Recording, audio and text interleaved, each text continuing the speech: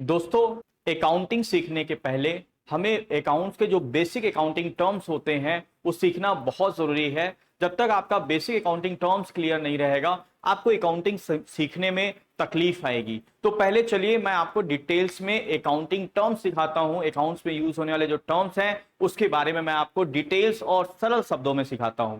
Right, तो सबसे पहले मैं जो आपको बताने वाला हूं वो कौन कौन से अकाउंटिंग टर्म्स हैं। दैट इज द पहला business transactions, accounts, capital, drawings, liabilities, assets, revenue, expenses, income, profit, gain and loss and discount. ये सारे अकाउंटिंग टर्म्स हम लोग वन बाय वन आज के लेक्चर में सीखने वाले हैं, जिससे आगे हमें अकाउंटिंग सीखने में तकलीफ ना हो। राइट, तो पहला है हमारा topic business transactions. Business transactions means a financial transaction or event entered into by two parties and is recorded in the books of account। मतलब दो पार्टियों के बीच में जो बिजनेस ट्रांजेक्शन्स होता है, फाइनेंशियल ट्रांजेक्शन होता है, right, that is called business transactions, और उसे हम अपने बुक्स ऑफ अकाउंट में रिकॉर्ड करते हैं। For example, cash deposited into the bank, हमने बैंक में पैसे रिकॉर्ड किया, तो यहाँ पे दो पार्टी, एक हमारा बिजनेस हो गया और दूसरा पार्टी बैंक हो गया। राइट, ये दो पार्टी के बीच में ट्रांजेक्शन हो रहा है, इसको हम अपने बुक्स ऑफ अकाउंट में रिकॉर्ड करेंगे। सेकेंड, गुड्स परचेज ऑफ ₹10,000, अगर हम गुड्स परचेज कर रहे हैं, राइट, तो ये हमारा क्या हो गया, एक सप्लायर है जो गुड्स सप्लाई कर रहा है एक पार्टी, और एक हमारा बिजनेस। दो पार्टी के बीच में ट्रांजेक्शन हो रहा है और ये फिनेंशियल ट्रांजेक्शन है और इसको हम रिकॉर्ड करेंगे। तो business transaction is nothing but a financial transaction entered into by two parties, right, and it is recorded in the books of account. Second one is the accounts. Accounts क्या होता है guys? Accounts को हम लोग laser भी बोलते हैं। हम अपने बिजनेसेस में जितने भी ट्रांजेक्शन्स हैं उसको समराइज रूप में क्लासिफाई करते हैं under a particular head. For example, अगर हम ये देखें cash deposited into the bank, तो इसमें दो अकाउंट है, एक कैश अकाउंट है और एक बैंक अकाउंट है। तो कैश से रिलेटेड जितने भी ट्रांजेक्शन हमारे बिजनेस में हुए हैं उसको एक कैश के लेजर में लिखेंगे, जिससे हमें कैश का स्टेटस पता चल सके कि हमारे बिजनेस में कितना कैश अभी है। और बैंक के लेजर्स में बैंक से रिलेटेड सारे ट्रांजेक्शन्स को हम लोग वहां पे पोस्ट करेंगे। तो अकाउंट्स मतलब होता है कि अपने बिजनेस ट्रांजेक्शन को क्लासिफाई करना under a particular head, that is called accounts, जैसे उस हेड का, उस लेजर का हमें स्टेटस पता चल सके। For example, Ram account, cash account, building account, plant and machinery account, right. Third one is the capital. Capital means amount invested by the owner. Business में जो ओनर पैसा इन्वेस्ट करता है दैट इज कॉल्ड कैपिटल। और ये जो account होता है वो बेसिकली ओनर का अकाउंट होता है। ओनर के दो अकाउंट होते हैं गाइस, एक होता है कैपिटल अकाउंट और दूसरा होता है ड्रॉइंग्स अकाउंट। तो जब ओनर बिजनेस में अपने पर्सनल पैसे को लगाता है that is called capital account, और पर्सनल यूज के लिए बिजनेस से जो पैसा निकालता है that is the drawings account. अब आप बोलेंगे कि सर जो है दो अकाउंट क्यों ओपन हो गया? जैसे कैश, हम कैश बिजनेस में आ रहा है और बिजनेस से जा रहा है, लेकिन हम कैश का एक अकाउंट ओपन कर रहे हैं, राइट, आने और जाने का दो अलग अकाउंट ओपन नहीं कर रहे हैं। बट यहां आप देख रहे हो कि ओनर पैसा लगा रहा है तो उसका एक अलग अकाउंट ओपन हो रहा है, और ओनर बिजनेस से पैसा निकाल रहा है तो उसका एक अलग अकाउंट, ड्राइंग्स अकाउंट ओपन हो रहा है।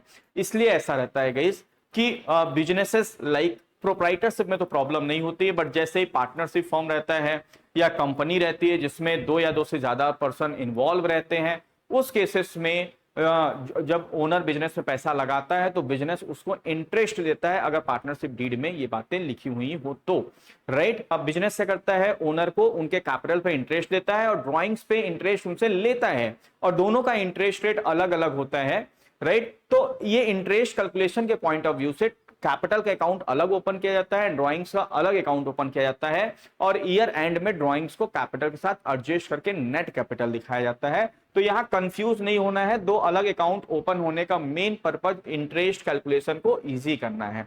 बाकी ये दोनों अकाउंट, कैपिटल और ड्राइंग्स अकाउंट, ओनर का ही अकाउंट है, राइट। ड्राइंग्स हमने जैसा अभी जस्ट बताया आपको कि drawings amount withdrawn by the owner, owner अपने पर्सनल यूज के लिए जो बिजनेस से पैसा निकालता है that is called drawings account. तो कभी भी गलती नहीं करना है, बहुत से लोग ड्राइंग्स को एक्सपेंसेस अकाउंट समझते हैं। ड्राइंग्स एक्सपेंस अकाउंट नहीं है गाइस, ड्राइंग्स जो है वो ओनर का अकाउंट है। फिर आता है लाइबिलिटीज। लाइबिलिटीज का जो हिंदी मीनिंग होती है दायित्व, इसका मतलब अमाउंट ओड और payable by the business. Business के द्वारा जो भी अमाउंट पे करना है लाइक फॉर एग्जांपल बैंक से उसने लोन ले रखा है तो ये इसके लिए लाइबिलिटीज हुआ। सप्लायर को पेमेंट करना बाकी है, that is the liabilities. Salary पे करना बाकी है, दैट इज द लाइबिलिटीज। तो कोई भी अमाउंट जो बिजनेस को पे करना है दैट इज कॉल्ड लाइबिलिटीज। और मैं बार बार जो ये वर्ड यूज कर रहा हूं गाइस, बिजनेस बिजनेस बिजनेस, इसलिए कि हम जो अकाउंटिंग करते हैं वो बिजनेस के बुक में करते हैं, ओनर के बुक में नहीं करते हैं। Owner is the main part of the business, but business के बुक में हम अकाउंटिंग करते हैं। जैसे फॉर एग्जांपल अगर हमें अकाउंटिंग करनी है, जैसे Reliance industries limited for example, उनके फाउंडर्स जो हैं, ओनर्स जो हैं, वो मुकेश अंबानी जी हैं। तो हम मुकेश अंबानी जी के बुक्स में अकाउंटिंग नहीं चल रही, वो चल रही है रिलायंस इंडस्ट्रीज लिमिटेड के बुक्स में अकाउंटिंग चल रही है। तो हमेशा हम जो ट्रांजेक्शंस रिकॉर्ड करते हैं वो बिजनेस के बुक में करते हैं। इसलिए हर जगह आपको वर्ड जो देखने को मिलेगा वो बिजनेस दिखेगा कि अमाउंट ओड और पेबल बाय द बिजनेस। और आपको आगे इन फ्यूचर्स में भी जितने भी ट्रांजेक्शन सोचने हैं वो बिजनेस के पॉइंट ऑफ व्यू से सोचना है। लायबिलिटी फर्दर दो पार्ट में बांटा गया है, internal liabilities and external liabilities. Internal liabilities की बात करेगा इस, तो internal liabilities means liabilities towards the owner.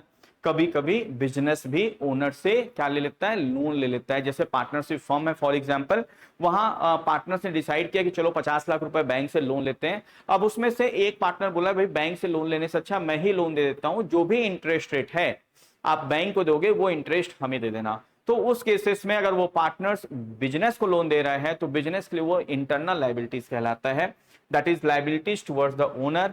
And owner के अलावा अगर बिजनेस को किसी और को पे करना है, लाइक बैंक को पे करना है, सप्लायर को पे करना है, that is called external liabilities. And liabilities को फर्दर दो पार्ट में बांटा गया गाइस, एक non current liabilities and second one current liabilities. यहां भी आपको कंफ्यूज नहीं होना है, बहुत लोग मिस्टेक कर देते हैं। Non current liabilities means payable after a year from the end of balance sheet, मतलब ऐसी लायबिलिटी जो आपको एक साल के बाद पे करना है और वो एक साल आपको बैलेंस शीट डेट से काउंट करना है। फॉर एग्जांपल अभी हमारा करेंट ईयर 2025-26 चल रहा है, 25-26। तो हमने जो इस साल जितनी भी लायबिलिटी हमारे ऊपर है हम चेक करेंगे कि जो 31 मार्च 2026 बैलेंस शीट डेट जो है इस साल का, वहां से एक साल के अंदर पे करना है या एक साल के बाद पे करना है। अगर 31 मार्च 2027 मतलब एक साल बाद पे करना है, 31 मार्च 2026 हमारा बैलेंस डेट हो गया, 31 मार्च 2027 नेक्स्ट फाइनेंशियल ईयर हुआ, एक साल हुआ, उसके बाद पे करना है तो उसे नॉन करेंट लायबिलिटी बोलेंगे। और 31 मार्च 2027 के पहले पे करना है तो उसे करेंट लायबिलिटी बोलेंगे। ध्यान रहे आपको जो 1 ईयर काउंट करना है वो बैलेंस शीट डेट काउंट करना है, ना कि ट्रांजेक्शन डेट। आपको ट्रांजेक्शन डेट काउंट नहीं करना है कि आपने जिस दिन लोन लिया उसके एक साल के अंदर पे करना है कि नहीं करना है ना। आपको हमेशा जो 1 ईयर काउंट करना है वो बैलेंस शीट डेट से काउंट करना है, राइट? बैलेंस शीट डेट से काउंट करना है। ये पीडीएफ आपको मिल जाएगा आपके रिसोर्सेस में, आप प्लीज उसे मार्क कर लीजिएगा, नोट कर लीजिएगा अपने बुक में, अपने नोटबुक में कि भाई बैलेंस शीट डेट से आपको काउंट करना है, ट्रांजेक्शन डेट से काउंट नहीं करना है। फिर आता है करेंट लायबिलिटीज, जो पेबल है, बिजनेस को पे करना है विद इन 1 ईयर। जैसे हमने एग्जांपल दिया 31 मार्च 2026 को आपको चेक करना है बैलेंस शीट डेट को कि हमारे ऊपर जितनी भी लायबिलिटी है उसको एक साल के अंदर मतलब 31 मार्च 2027 तक पे करना है क्या? If the answer is yes that is called current liability, और if the answer is no that is called non current liabilities. And next one is the asset. Asset means any economic resources which generate the future economic benefit, मतलब business का हर वो resource जो हमें एक साल से ज्यादा बेनिफिट देता है, इकोनॉमिक मतलब पैसे से संबंधित बेनिफिट जनरेट करता है, that is called asset. Asset और एक्सपेंस में एक सिंपल सा डिफरेंस है गाइस। असेट जैसे आपने अपने बिजनेसेस में कंप्यूटर खरीदा, अब आपने पैसा पे किया कंप्यूटर के लिए एक बार, लेकिन कंप्यूटर से बेनिफिट आपको से मान लो उसकी लाइफ 5 साल है तो 5 साल तक बेनिफिट मिलेगा। क्योंकि उस कंप्यूटर से आपको बेनिफिट एक साल से ज्यादा मिल रहा है, उसे असेट बोलेंगे। आपने एक बार सैलरी दिया या आपने बिजली का बिल पेमेंट किया, आप पे कर रहे हो एक बार और आपको बेनिफिट भी केवल 1 महीने मिल रहा है, 1 महीने की बिजली का बिल या 1 महीने का सैलरी आप पे कर रहे हो तो आपको 1 महीने ही आपके यहाँ स्टाफ वर्क करेगा, दैट इज कॉल्ड एक्सपेंस। तो एक्सपेंस और असेट में सिंपल सा ड्यूरेशन का डिफरेंस होता है। अगर कोई भी रिसोर्स आपको एक साल से ज्यादा बेनिफिट दे रहा है that is called asset. For example land, building, plant and machinery, furniture, fixtures, ये सब आपके बिजनेसेस के असेट्स हैं। और ऐसे रिसोर्स जो आपके benefit with in a same accounting period में एग्जॉस्ट हो जाते हैं, एक्सपायर हो जाते हैं, उसे एक्सपेंस कहते हैं, like salary, rent, electricity bill, ये सब आपके एक्सपेंसेस हैं, राइट। एक्सपेंसेस विद असेट्स के अगर क्लासिफिकेशन की बात करें तो असेट को 4 पार्ट में बांटा गया है। First one is the tangible assets, tangible assets, second one intangible assets, fictitious assets and contingent assets। tangible assets का मतलब होता है guys the asset which can be touched and seen, ऐसा asset जिसे आप छू सकते हैं, देख सकते हैं, like furniture and fixtures, TV, है ना, इस एसी, फैन, कूलर, ये सब क्या है आपके बिजनेसेस के tangible assets हैं। and intangible assets means the asset which can not be touched and seen, जिसे ना आप छू सकते हैं ना देख सकते हैं, like licence, software, goodwill, trademark, brand, ये सब आपके बिजनेस से क्या है, इनटेंजिबल असेट्स हैं। नेक्स्ट वन फिक्सिशियस असेट्स, ऐसे असेट्स जो रियल में नहीं है, मतलब अकाउंटिंग प्रिंसिपल की वजह से उसे असेट तो कह रहे हैं बट वो रियल में अगर उसको बेचने जाएंगे तो वो आपको उससे कोई वैल्यू जनरेट नहीं होगा, उसे फिक्सिशियस असेट्स कहते हैं। लाइक प्रीलिमिनरी एक्सपेंसेस, जब आप कोई नया बिजनेस स्टार्ट करते हो तो आप बिजनेसेस का रजिस्ट्रेशन कराते हैं, राइट, आप बिजनेसेस का सर्वे कराते हैं, बहुत सारे पैसे खर्च करते हैं, तो आप इसको असेट के रूप में रिकॉग्नाइज करते हैं क्योंकि इससे बेनिफिट जो है 1 साल से ज्यादा मिलता है। जो आपने रिसर्च किया है तो आप लंबे समय तक बिजनेस चलाएंगे। मान लीजिए किसी रीजन से आपको बीच में बिजनेस बंद करना हुआ तो आप प्रीलिमिनरी एक्सपेंसेस को बेच नहीं सकते, उससे कोई पैसे रियलाइज नहीं हो सकता, तो दैट इज कॉल्ड फिक्सिशियस, मतलब the asset which is not the real asset, जिसका मतलब मार्केट में रीसेल वैल्यू नहीं है। अकाउंटिंग प्रिंसिपल की वजह से उसको असेट तो बोल रहे हैं लेकिन एक्चुअल में उसका कोई भी रीसेल वैल्यू नहीं है, ऐसे असेट को फिक्सिशियस असेट्स बोलेंगे, like deferred revenue expenditures and preliminary expenses. Next बस कंटीजेंट असेट्स। गैस कंटीजेंट असेट मतलब होता है डाउटफुल असेट। डाउटफुल मतलब जो हो भी सकता है नहीं भी हो सकता है, क्योंकि ये डाउटफुल है होगा कि नहीं होगा, इसलिए इसको नोट्स टू अकाउंट में दिखाते हैं, मतलब बैलेंस शीट के नीचे दिखाया जाता है, इसको बैलेंस शीट के अंदर नहीं दिखाया जाता है। इसको नोट्स टू अकाउंट मतलब जस्ट इंफॉर्मेशन के लिए बैलेंस शीट के नीचे दिखाया जाता है। कंटीजेंट असेट का एग्जांपल, जैसे आपने किसी के ऊपर, कोई बंदा आपके साथ फ्रॉड किया, कोई सप्लायर, आपने उसके ऊपर 1 लाख रुपए का शूट फाइल कर दिया है, राइट, तो जब तक कोर्ट का डिसीजन नहीं आता तब तक वो 1 लाख रुपए आपको मिल भी सकता है, नहीं भी मिल सकता है, डिपेंड अपॉन कोर्ट डिसीजन। तो जब तक डिसीजन नहीं आया है तब तक वो आपके बिजनेसेस के लिए क्या है, कॉन्टिजेंट असेट है, और सामने वाले पार्टी के बुक के लिए वो कंटीजेंट लाइबिलिटीज है, राइट। तो इसको आपको बुक्स ऑफ अकाउंट में, आपको बैलेंस शीट में नहीं लिखना है, इसको बैलेंस शीट के नीचे जस्ट डिस्क्लोजर या नोट्स टू अकाउंट के रूप में लिखना है। टेंजिबल असेट को फर्दर बांटा गया है इस tangible fixed asset and tangible current asset. Tangible fixed asset means, अगर हम पहले ये समझ ले फिक्स असेट किसको बोलते हैं, करेंट असेट किसको बोलते हैं, तो टेंजिबल का मीनिंग आपको क्लियर है, तो टेंजिबल जिसको छू सकते हैं, देख सकते हैं, ऐसे फिक्स असेट को, that is called tangible fixed asset.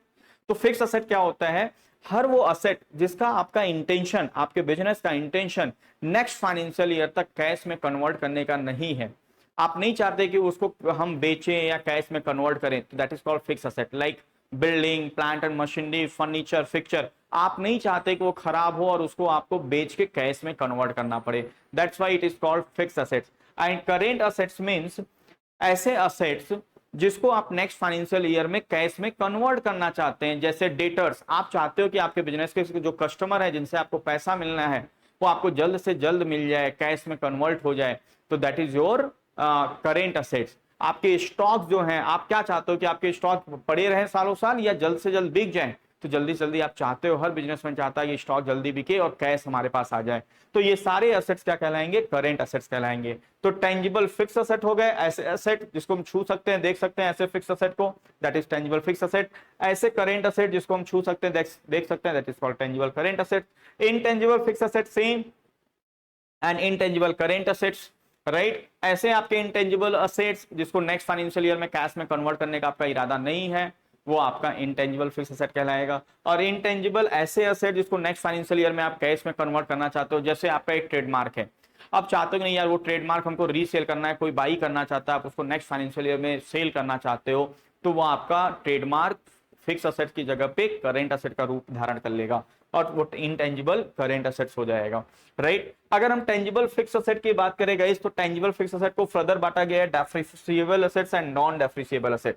Depreciable asset मतलब ऐसे असेट जिसके यूज करने से उसकी वैल्यू कम होती चली जाती है, तो दुनिया में जितने भी असेट्स हैं, ऑलमोस्ट असेट्स डेप्रिसिएबल असेट्स हैं, like plant and machinery, furniture, fixtures, ये सब असेट जितना आप यूज करते जाएंगे उसकी वैल्यू क्या होती जाएगी, कम होती जाएगी। तो ये सारे असेट डेप्रिसिएबल असेट हैं। और ऐसे असेट जो डेप्रिसिएट नहीं होते हैं, तो दुनिया का एक ही असेट है जिसको यूज करने से उसकी वैल्यू कम नहीं होती है, उसकी वैल्यू डे बाय डे बढ़ती चली जाती है, that is called non depreciable asset. और इसका एग्जांपल है लैंड। यस, जमीन एक ऐसी चीज है गाइस जिसकी वैल्यू आप चाहे जितना यूज करें उसकी वैल्यू बढ़ती जाएगी, उसकी वैल्यू कम नहीं होगी।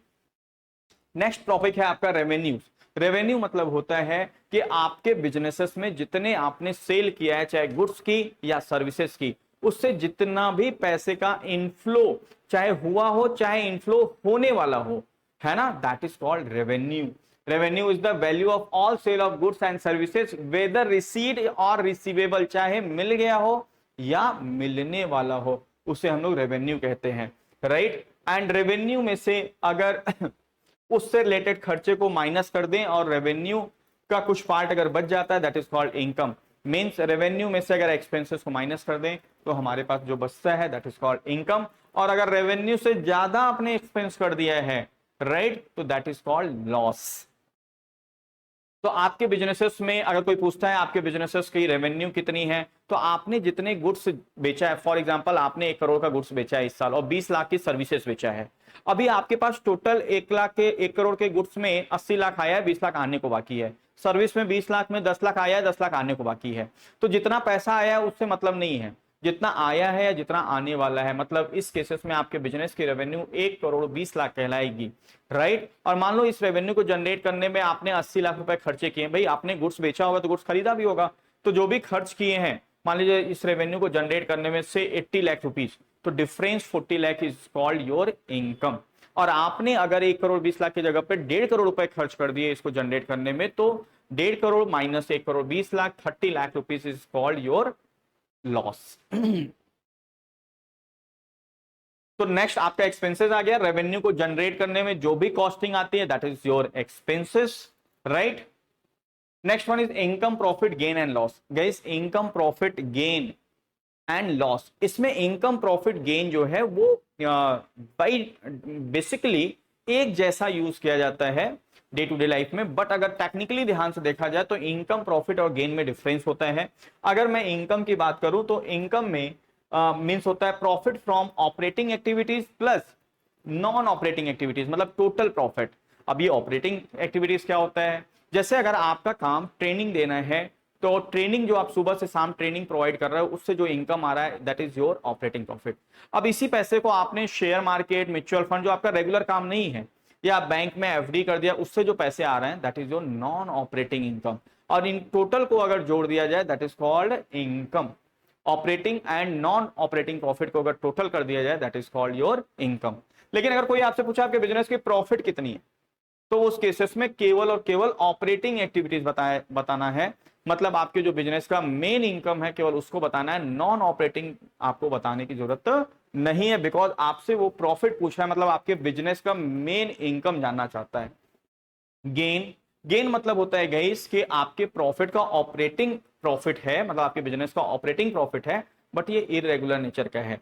जैसे फॉर एग्जांपल आपके बिजनेस में प्लांट एंड मशीनरी यूज हो रहा है, राइट। आज उसकी डेप्रिसिएबल वैल्यू, बुक वैल्यू जो है 1 करोड़ रुपए है, आपने 1 करोड़ 10 लाख में बेच दिया, तो जो 10 लाख आपने अर्न किया वो आपका गेन है। इसीलिए असेट के केसेस में जब असेट सेल करते हैं तो हमेशा वर्ड यूज करते हैं gain on sale of plant and machinery, right. वो आपका गेन है, राइट। है तो ऑपरेटिंग प्रॉफिट, क्योंकि आपके ऑपरेशन में वो प्लांट एंड मशीनरी यूज हो रहा था, बट आपका प्लांट एंड मशीनरी बेचना रोज का काम नहीं है, that's why it is irregular income, but operational profit, that's why it is called gain। and loss already आपको बता दिया, excess of expense of a period over its revenue। revenue से ज्यादा अगर आपका expense हो जाता है that is your loss। Discount की बात करें guys, discount means difference between the MRP and actual sale price, that is your discount. For example कोई प्रोडक्ट 100 रुपए का है, 80 रुपए में आपको मिल रहा है, तो यहाँ 20 रुपए का डिस्काउंट हो गया। There are 2 types of discount, first one is trade discount and second one is the cash discount. Trade discount क्या होता है गाइस, जब आप कोई चीजें बल्क में लेते हैं, बल्क क्वांटिटी में या बल्क वैल्यू में कोई चीज लेते हैं और उसकी वजह से आपको डिस्काउंट मिलता है, that is called trade discount, right. Cash discount means अगर आपने ड्यू डेट से पहले, ड्यू डेट मतलब जिस डेट को आपको पेमेंट करना था उसके पहले आपने अगर पेमेंट कर दिया और उसकी वजह से आपको डिस्काउंट मिल रहा है, that is called cash discount. For example कि आपने कोई टैली की ट्रेनिंग लिया जिसकी फीस 15,000 रुपए है, जो आपको 3 इंस्टॉलमेंट पेमेंट करना है, 5,000 at the time of admission, 5,000 next month and 5,000 second next month. और आपके सामने एक ऑप्शन दिया जाता है कि अगर आप at the time of admission पूरा पेमेंट कर देते हैं तो आपको ये 15 की जगह पे 14,000 मिलेगा, 1,000 का डिस्काउंट मिल जाएगा, that is your cash discount. क्योंकि 1,000 रुपए आपने ड्यू डेट से पहले पेमेंट किया, इसकी वजह से मिल रहा है, इसलिए इसको क्या बोलेंगे, कैश डिस्काउंट, राइट। तो इन दिस वे हमने ये सारे टॉपिक्स कवर्ड किया गाइस। आप इसको बार बार रिवीजन करिए, ये बहुत इंपॉर्टेंट टॉपिक्स है हमारा। अगर आप इसको बार बार रिवीजन करेंगे तो आगे आने वाले अकाउंटिंग में आपको प्रॉब्लम नहीं होगा। Thank you so much.